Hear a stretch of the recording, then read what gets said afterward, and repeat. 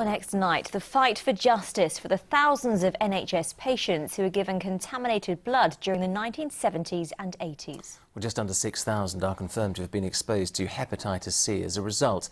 But the Department of Health estimates the real figure could be more than 30,000. Steve Sillett from Brockdish near Diss was one of them. He was given blood to help his haemophilia, but rather than being life-saving, it became life-threatening. Tanya Mercer has been to meet him. Steve has been given just 12 months to live unless he finds a liver donor. His liver cancer is a result of damage from hepatitis C, which he contracted after being given bad blood in the 1970s. The biggest problem I have, I suppose, is the fact that we have grandchildren, and that there's a damn good chance that I'm probably not going to see them get married or go through university and all the things that you expect as a grandparent to see them do. It's estimated there could have been as many as 30,000 people like Steve who've been affected by contaminated blood.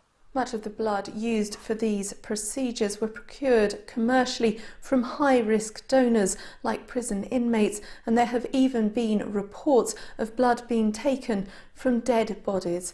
Around 2,500 people have already died as a result. So far, there has been no apology to those affected. And that, say campaigners, is shocking when you consider the preventable mistakes. From 1973, a shortage of blood supplies in this country meant blood products from high-risk US donors were given to patients in the UK. This was despite it being known in medical and government circles that such products carried a danger of infection. In the 1970s and 80s, nearly 6,000 people have been identified as having been exposed to hepatitis C and more than 1,500 to HIV.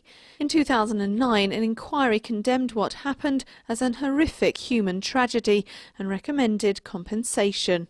And in 2011, Scotland began its own review, the Penrose Inquiry, due to be published in March. It's hoped its results will spur more action here.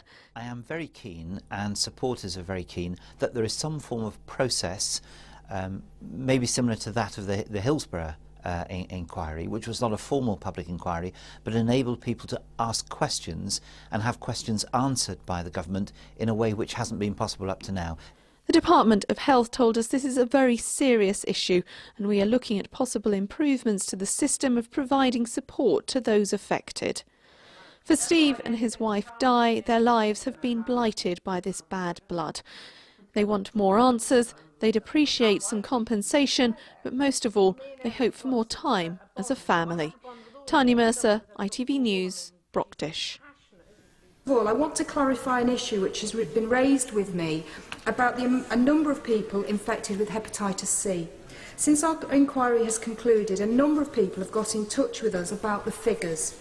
The figure which is quoted at the beginning of our report about the number of people who were infected with the virus.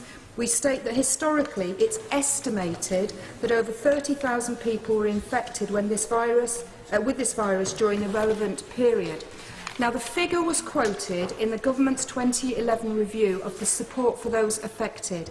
Figures on the numbers with haemophilia who are affected derive from the United Kingdom Haemophilia Centre Doctors Organisation, and those for the number of people without bleeding disorders who are affected are estimates from an academic study. And I'd like to make it very clear that no support package would extend to anywhere near that number.